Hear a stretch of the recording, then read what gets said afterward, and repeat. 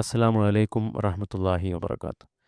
Piece radio സമകാലികം പരിപാടിയുടെ മറ്റൊരു എപ്പിസോഡിലേക്ക് പ്രിയപ്പെട്ട ശ്രോതാക്കൾക്ക് ഹൃദ്യമായ സ്വാഗതം. നമ്മോടൊപ്പമുള്ളത് ഡോക്ടർ മുഹമ്മദ് സഫീറാണ്. കോഴിക്കോട് NITയിലെ സിവിൽ എഞ്ചിനീയറിംഗ് ഡിപ്പാർട്ട്മെൻറ്റിലെ അസിസ്റ്റൻറ്റ് പ്രൊഫസറാണ് അദ്ദേഹം. ഇന്ത്യയിലെ തന്നെ മികച്ച സ്ഥാപനങ്ങളിലൊന്നായ IIT ഡൽഹിയിൽ നിന്നും എംടെക്കും PhDയും പൂർത്തിയാക്കിയ അദ്ദേഹത്തിൻ്റെ ഉപദേശ നിർദ്ദേശങ്ങൾക്കായി നമ്മൾ കാത്തിരിക്കുകയാണ്. നമ്മൾ കഴിഞ്ഞൊരു എപ്പിസോഡിൽ കുറേ കാര്യങ്ങൾ നമ്മൾ ചോദിച്ചറിഞ്ഞു. അദ്ദേഹത്തിൻ്റെ ഒരു പ്രാഥമിക വിദ്യാഭ്യാസം, അതുപോലെ തന്നെ ഈ ഒരു എഞ്ചിനീയറിംഗ് ഫീൽഡിലേക്ക്, വിശേഷിച്ച് സിവിൽ എഞ്ചിനീയറിംഗ് ഫീൽഡിലേക്ക്, അതോടൊപ്പം സ്ട്രക്ചറൽ എഞ്ചിനീയറിംഗിലേക്ക് അദ്ദേഹം എത്തിപ്പെടാനുണ്ടായ കാരണങ്ങൾ, അതിനുണ്ടായ മോട്ടിവേഷൻസൊക്കെ നമ്മൾ ചോദിച്ചറിഞ്ഞു. ഇനി അതുമായി ബന്ധപ്പെട്ട് കൂടുതൽ കാര്യങ്ങൾ ഇൻഷാ അല്ലാഹ് നമുക്ക് ഈ ഒരു എപ്പിസോഡിൽ അറിയേണ്ടതുണ്ട്. സഫീർ സാർ ഈ ഒരു ഇൻ്റർവ്യൂവിലേക്ക് സ്വാഗതം ചെയ്യുന്നു. അപ്പോൾ നമ്മൾ കഴിഞ്ഞ എപ്പിസോഡിൽ നമ്മൾ പറഞ്ഞു നിർത്തിയത് ഒരു ടീച്ചേഴ്സ് അവരുടെ അല്ലെങ്കിൽ അഡ്വൈസേഴ്സ് എന്നുള്ളത് എപ്പോഴും ഒരു വിദ്യാർത്ഥിയുടെ ജീവിതത്തിൽ വളരെ പ്രധാനപ്പെട്ട ഒന്നാണ്. പലപ്പോഴും നമ്മുടെ ഒരു പുതിയ തലമുറയിൽ ഈ രൂപത്തിലുള്ള അഡ്വൈസുകളെ സ്വീകരിക്കാനുള്ളൊരു മെൻറ്റാലിറ്റി കുറഞ്ഞു വരുന്നതായിട്ടാണ് കാണുന്നത്. അപ്പോൾ ഇപ്പോൾ നിങ്ങൾ മുമ്പ് തൃശ്ശൂർ എഞ്ചിനീയറിംഗ് കോളേജിൽ BTech പഠിച്ചു. അന്നത്തെ ആ ഒരു വിദ്യാർത്ഥി കാലഘട്ടവും ഇപ്പോൾ നിങ്ങൾ പഠിപ്പിക്കുന്ന കോഴിക്കോട് NITയിലെ വിദ്യാർത്ഥികൾ, BTechന് പഠിക്കുന്ന, അല്ലെങ്കിൽ ഇപ്പോൾ BTechന് പഠിക്കുന്ന വിദ്യാർത്ഥികൾ, അപ്പോൾ ഇവരുടെ ഒരു മാനസികാവസ്ഥയിലുള്ള പ്രകടമായ വ്യത്യാസങ്ങൾ എന്തെങ്കിലും തോന്നിയിട്ടുണ്ടോ? ഒന്ന് തൃശ്ശൂർ എഞ്ചിനീയറിംഗ് കോളേജിലെ കുട്ടികൾ എന്താ പറയുക, കുറച്ചുകൂടി സാധാ കുട്ടികളാണ്. NITയിൽ പഠിക്കുന്നത് കുറച്ചുകൂടി നമ്മളൊരു സോഷ്യൽ സ്റ്റാറ്റസിൽ കുറച്ചുകൂടി ഹയർ ആയിട്ടുള്ള കുട്ടികളാണ്. എല്ലാവരും അല്ല, മെജോറിറ്റി. കാരണം ഇപ്പോഴത്തെ ഇതിൽ NITയിലൊക്കെ എത്തണമെങ്കിൽ അത്യാവശ്യം നല്ലൊരു കോച്ചിങ്ങിനൊക്കെ പോയിട്ടേ വരാൻ. ഫാമിലി ബാക്ക്ഗ്രൗണ്ട് നിർബന്ധമാണ്. അതെ അതെ അതെ, അങ്ങനെയാണുള്ളത്. അപ്പോൾ പ്രത്യക്ഷത്തിൽ വ്യത്യാസം ചോദിച്ചു കഴിഞ്ഞാൽ ഒരുപാട് കോമണാലിറ്റിയാണ് നമുക്ക് കാണാൻ കഴിയുന്നത്. എന്താ വെച്ച് കഴിഞ്ഞാൽ കുറച്ച് കുട്ടികൾ ഇതുപോലെ വളരെ ഫോക്കസ്ഡ് ആണ് അവിടെയും ഇവിടെയൊക്കെ. കുറച്ച് കുട്ടികൾ ഇവിടെ വന്നതിൻ്റെ ശേഷം ആകെ വിട്ടുപോകുന്നവരുണ്ട്. മെജോറിറ്റി കുട്ടികൾ അവസാനത്തേക്കായിരിക്കും ഇങ്ങനെയാണ് ഉള്ളത്. അത് മുമ്പും ഒരു പക്ഷേ അതേപോലെ തന്നെ കോമണാലിറ്റിയാണ് കാണുന്നത്. വലിയ ഡിഫറൻസ് എന്ന് പറയാൻ അങ്ങനെ തോന്നിയിട്ടില്ല. ഇല്ല. നമ്മൾ ഈ കുട്ടികൾ നമ്മൾ അഡ്വൈസ് സ്വീകരിക്കുന്ന കാര്യത്തിലൊക്കെ മുമ്പുണ്ടായിരുന്ന ആ ഒരു കൾച്ചർ ഇപ്പോഴും അതേപോലെ ഉണ്ടോ? അത് ചില കുട്ടികൾക്കുണ്ട്. നമ്മുടെ ഒരു ഗൈഡൻസ് അവർ വല്ലാതെ ആഗ്രഹിക്കുന്നുണ്ട്. നമ്മൾ വെയിറ്റ് ചെയ്ത് സമയം ചോദിച്ച് മെയിൽ ചെയ്ത് വരുന്ന കുട്ടികളുണ്ട്. അതിപ്പോഴും ഉണ്ട്. അത് ഇറസ്പെക്റ്റീവ് ഓഫ് സ്റ്റേറ്റ് ആണ്. ഇപ്പോൾ NITയിലാണെന്നുണ്ടെന്നുണ്ടെങ്കിലും നമ്മളോട് വന്ന് ചോദിക്കുന്നവരുണ്ട്. പക്ഷെ അവർ ചോദിക്കുന്നത്, ചില കുട്ടികൾ വന്ന് ചോദിക്കുമ്പോൾ MBAക്ക് പോകാനാണ് താല്പര്യം, അങ്ങനത്തെ കാര്യങ്ങൾ, മറ്റു കാര്യങ്ങളൊക്കെ ചോദിക്കുന്നവരുണ്ട്.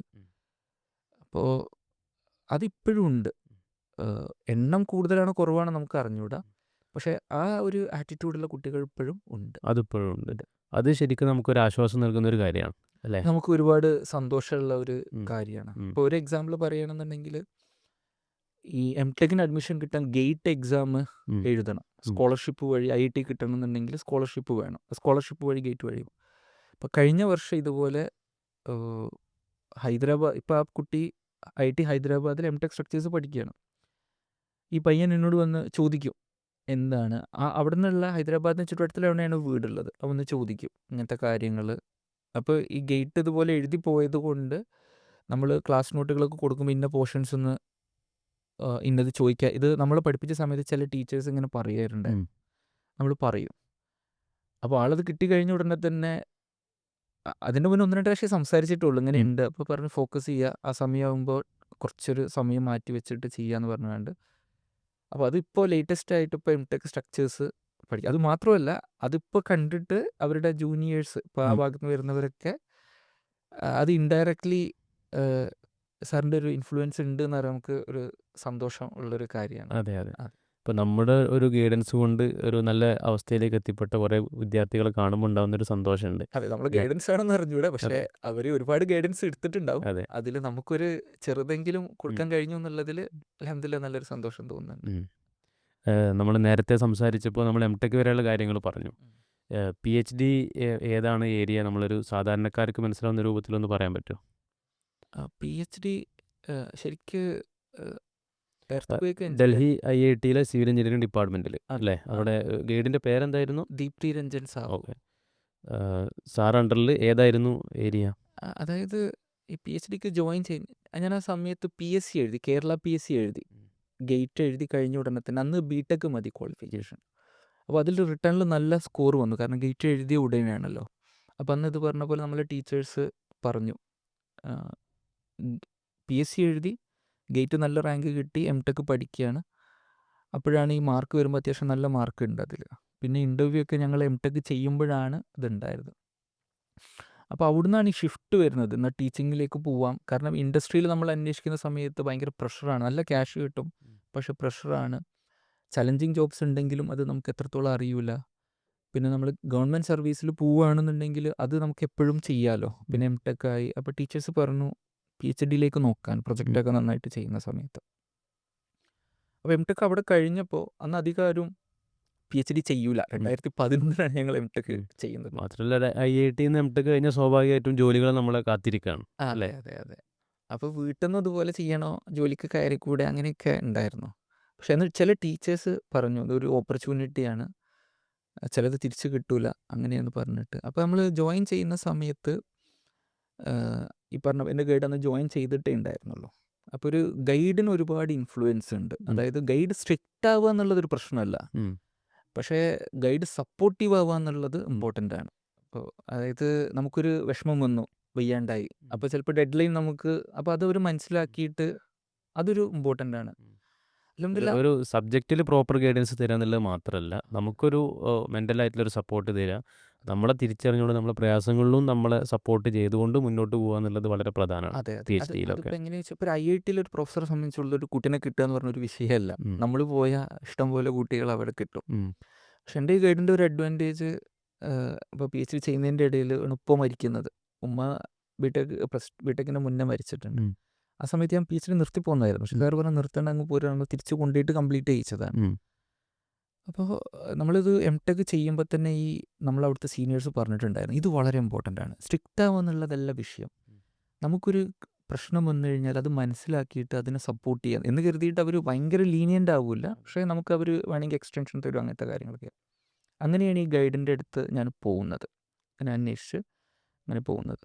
അപ്പോൾ ഗൈഡ് ഓക്കെ പറഞ്ഞു. കാരണം അന്ന് എന്താ പറയുക, IIT-യിൽ നിന്ന് തന്നെ PhD ചെയ്യുന്ന, അവിടുന്ന് MTech കഴിഞ്ഞ് PhD ചെയ്യുന്നവർ കുറവായിരുന്നു. അതായത് PhD അങ്ങനെ അധികം ആരും ചെയ്യൂല, വളരെ കുറഞ്ഞ കുട്ടികളെ PhD ഉള്ളൂ. അപ്പം അന്നൊക്കെ PhD-ക്ക് CGPA-ൻ്റെ കട്ട് ഓഫ് 6.75 ആണ്. അത്രേ ഉള്ളൂ. അതന്നെ നമ്മൾ അവിടെ നിന്ന് തന്നെ പറഞ്ഞു കഴിഞ്ഞാൽ അവർ വേഗം നമുക്ക്, ഇപ്പോൾ നമ്പർ ഓഫ് കൂടിയില്ലേ, അങ്ങനെയാണ്.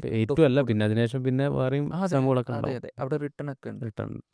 അന്ന് ഗൈഡ് ചോദിക്കാൻ നിങ്ങൾ ഇവിടെ ചെയ്തോ എന്നുള്ളത്, കാരണം അവർക്ക് ജോലി എന്തായാലും നമുക്ക് MTech കഴിഞ്ഞാൽ കിട്ടുക, അങ്ങനെയാണ് ഉണ്ടായിരുന്നു. അങ്ങനെ അവിടെ പോയ സമയത്ത് അപ്പോൾ പിന്നെ നമുക്ക് പിന്നെ അന്വേഷിച്ചപ്പോൾ സാറ് ജെനുവിൻ ആണ്. അതുപോലെ തന്നെ പല കോണ്ടാക്റ്റ് കിട്ടി. സാറ് കാൺപൂരിൽ PhD ചെയ്യുമ്പോൾ ഉണ്ടായിരുന്ന ബൈ പേഴ്സൺ ആൾ നല്ലൊരു, പക്ഷേ പറഞ്ഞ സ്ട്രിക്റ്റ്, അപ്പം സ്ട്രിക്റ്റ് ആവാൻ നമുക്ക് വിഷയമല്ല, കാരണം അത് നമുക്ക് നല്ലതാണ്.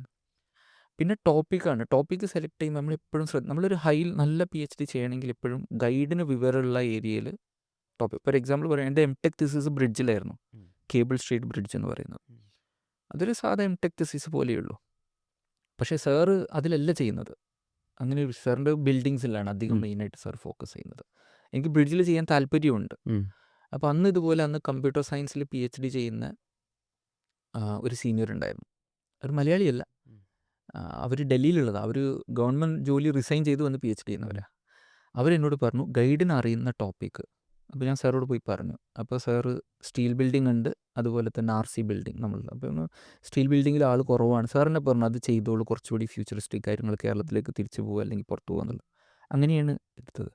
അപ്പോൾ project BTech is mainly steel building. നമ്മളെ ഇവിടുത്തെ RC ബിൽഡിംഗ് സ്റ്റീൽ ബിൽഡിങ്സ്, അത് എർത്ത് വരുന്ന സമയത്ത് ഡാമേജ് വരും. എർത്ത് വരുമ്പോൾ RC ബിൽഡിംഗ് എന്ന് പറയുമ്പോൾ, RC ബിൽഡിംഗ് എന്ന് പറഞ്ഞാൽ നമ്മൾ സാധാരണ ഉള്ളത് കോൺക്രീറ്റ് ആയിട്ടുള്ള ബിൽഡിംഗ്, റെയിൻഫോഴ്സ്ഡ് കോൺക്രീറ്റ് ബിൽഡിംഗ്, അതാണ് നമ്മുടെ നാട്ടിൽ അധികം ഉള്ളത്. ഇതിന് പകരം മൊത്തം നമുക്ക് സ്റ്റീലാക്കാം. അപ്പോൾ ഈ സ്റ്റീൽ ബിൽഡിങ്സിൽ നമ്മുടെ നാട്ടിലിപ്പോൾ വ്യാപകമായിക്കൊണ്ടിരിക്കുന്നുണ്ട് അല്ലേ?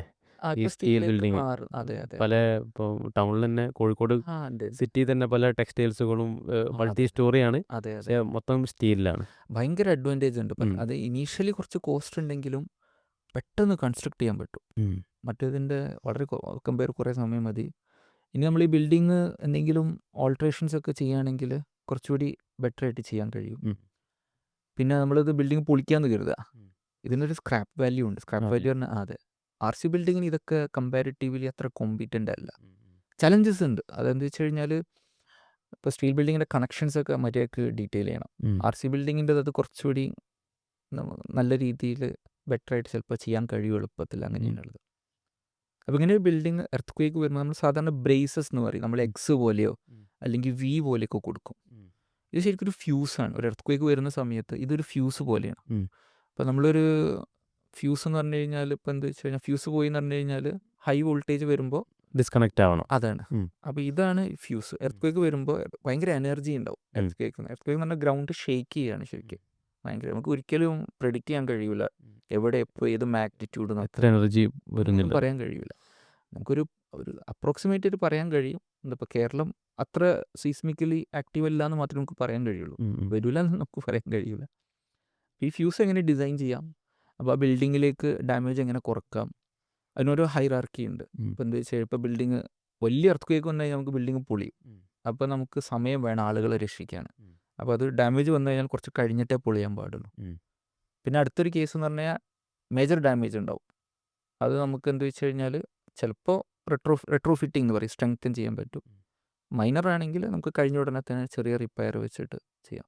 അപ്പോൾ ഈ ഇങ്ങനെ ഒരു ബ്രേസ് ഉണ്ട്, ഒരു ബക്ലിംഗ് റെസ്ട്രെയിൻഡ് ബ്രേസസ് എന്ന് പറയുന്നത്. ഇതിൻ്റെ ഒരു പെർഫോമൻസിലായിരുന്നു ഒരു ഇലക്ട്രിക് സർക്യൂട്ടിൽ ഒരു ഫ്യൂസ് പോലെയുള്ള ഒരു സംഭവം എന്ന് വേണമെങ്കിൽ പറയാം അല്ലേ. അത് ഡാമ്പർ എന്നാണ് പറയാം.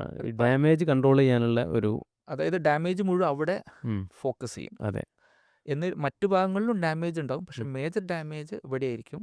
എർത്ത് ക്വേക്ക് കഴിയുമ്പോൾ ഇതങ്ങ് റീപ്ലേസ് ചെയ്യാം. അതെ അതെ. ഇപ്പോൾ സ്വാഭാവികമായിട്ടും ഇവിടെ പരമാവധി ഡാമേജ് വരുന്നത് കൊണ്ട് മറ്റു ഭാഗങ്ങളെ കുറച്ചുകൂടി അത് പ്രൊട്ടക്റ്റ് ചെയ്യും. അതെ അതെ. അതായത് ബിൽഡിംഗ് കൊളാപ്സ് ഒഴിവാക്കും. കൊളാപ്സ് പ്രിവെൻഷൻ എന്ന് പറയും. അതങ്ങനെയുള്ളത്. ഇത് പ്രാക്ടിക്കലി മീൻസ് ഇപ്പോൾ ഈ എർത്ത് ക്വേക്ക് ഇങ്ങനത്തെ കാര്യങ്ങളൊക്കെ അത് നമുക്ക് ഒരു മോഡൽ ചെയ്യൽ എത്രമാത്രം പോസിബിളാണ്? അത് പോസിബിളാണ്. അതായത് ഇപ്പോൾ നമ്മളിപ്പോൾ ഇവിടെ ഒരു ഏരിയ കിട്ടിക്കഴിഞ്ഞാൽ അവിടെ എർത്ത് ക്വേക്ക് വരാനുള്ളൊരു അത് നമുക്ക് നേരത്തെ അറിയാം. അപ്പോൾ വരുമ്പോൾ എത്ര ഫോഴ്സ്, അതുപോലെ മാസിനനുസരിച്ചാണ്. നല്ല മാസുള്ള ബിൽഡിംഗ് ആണെങ്കിൽ നല്ല എർത്ത് ക്വേക്ക് ഫോഴ്സ് ഉണ്ടാവും. മാസ് കുറയുന്നതിനനുസരിച്ച് അപ്പോൾ ജോമെട്രിയും അതുപോലെ തന്നെ മെറ്റീരിയൽ പ്രോപ്പർട്ടീസൊക്കെ ഇമ്പോർട്ടൻ്റ് ആണ്. അപ്പോൾ ഒരു ഏരിയയിൽ വരുമ്പോൾ ഒന്ന് അവിടുത്തെ സൈസ്മിക് വൾണറബിലിറ്റി എന്ന് പറയും. അത് കോഡ് പറയുന്നുണ്ട്, ഇത്ര ഇതൊക്കെയാണ് നിങ്ങൾ നോക്കേണ്ടത്. അത് കിട്ടിക്കഴിഞ്ഞാൽ നമ്മളെ ബിൽഡിങ്ങിൻ്റെ ഡയമെൻഷൻസ് എന്ത് വെച്ചിട്ടൊക്കെയാണ് ഇത് ചെയ്യുക. അപ്പോൾ ആ കോഡ് പറയുന്നത് ഡയറക്ഷൻസ് നമ്മൾ അത് വെച്ചിട്ട് ചെയ്യാറുള്ളത്. അത് ഫോളോ ചെയ്ത് കഴിഞ്ഞാൽ നമുക്ക് 100% പറയാൻ പറ്റില്ല, പക്ഷേ പ്രോബബിലിറ്റി ബേസ്ഡ് ആണ്. പാസ്റ്റ് എർത്ത് ക്വേക്കൊന്ന് കുഴപ്പമില്ലാതെ പെർഫോം ചെയ്തിട്ടുണ്ട് നമ്മൾ മര്യാദയ്ക്ക് ഡിസൈൻ ചെയ്യുകയാണെങ്കിൽ. അപ്പോൾ നമ്മൾ ഇന്നത്തെ സമയം അവസാനിക്കുകയാണ്. സമകാലികം എപ്പിസോഡിൽ ഡോക്ടർ മുഹമ്മദ് സഫീർ സാറായിരുന്നു നമ്മുടെ കൂടെ ഉണ്ടായിരുന്നത്. നമ്മൾ അടുത്തൊരു എപ്പിസോഡിൽ കൂടുതൽ കാര്യങ്ങൾ ഇൻഷാ അല്ലാഹ് നമുക്ക് ചോദിച്ചറിയണം. ഇന്നത്തെ ഒരു എപ്പിസോഡ് ഇവിടെ നമ്മൾ അവസാനിപ്പിക്കുന്നു. അസ്സലാമു അലൈക്കും വറഹ്മത്തുള്ളാഹി വബറകാതുഹു.